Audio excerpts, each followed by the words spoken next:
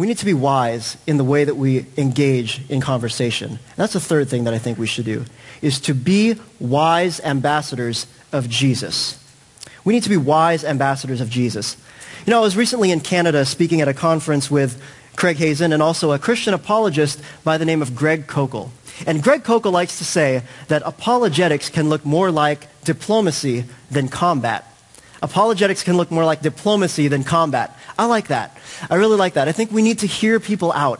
You know, if we want people to listen to our story, to listen to our ideas, we need to listen to their stories, to their ideas. And so before we get ready to just be giving people answers, I really want to encourage us to really find out where our friends are coming from.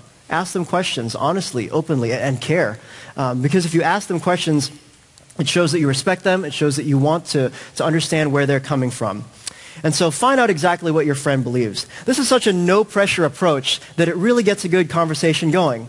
So even just asking a question like, what do you mean by that?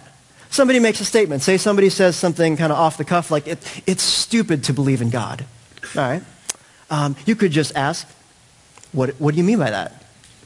What do you mean by that? Because if you think that it is stupid to believe that there's this giant Santa Claus type figure with a big white beard sitting on a cloud somewhere granting wishes all day long, then yeah, I think that's kind of silly too. But just asking, what do you mean by that? Or even better, you could say, how did you come to that conclusion? Or what's your thinking on that? I'm really curious. Why do you think that?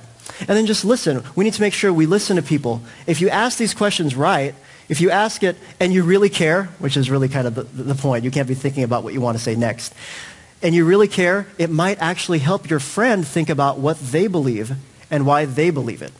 And that can be a valuable thing just right there. And you know, if you're stumped by a question, no problem to say, that is a great question. It really is. And now I'm curious. And so let me look into that and get back to you. Afterwards, do your homework and look it up. As you've already seen here this weekend, there are good answers to the hard questions. And you're going to see more of this as Dr. J.P. Moreland comes up here to present later on today. But part of being wise, I think, is getting our point across in a way that people can understand. I've been thinking about this. How can we make our answers simple to get? How can we make our answers easy to remember? Part of being wise is to make sure that we make our answers memorable. We need to make our answers memorable. During my graduate studies, I quickly learned that apologetics can include all kinds of different disciplines. Christian apologists can use arguments, evidence, theory from different disciplines like science, like history, philosophy, and even communication.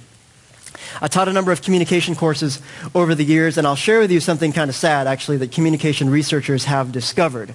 That no matter how good Craig Hazen was, no matter how interesting J.P. Moreland is going to be, you're probably going to forget half of everything you hear this weekend. Why?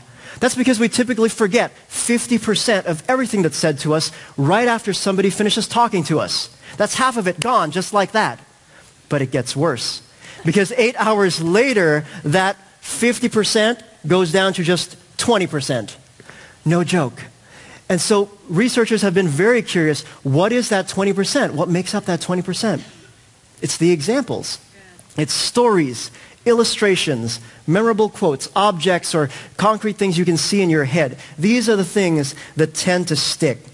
Think of them like business cards that you might hand out.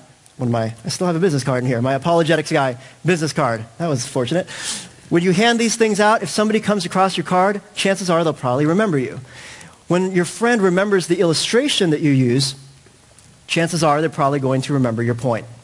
And so I want to talk about using stories and illustrations today. It's not just enough for us to have good answers for ourselves. We've got to share that information with others. And I think we need to make those answers memorable.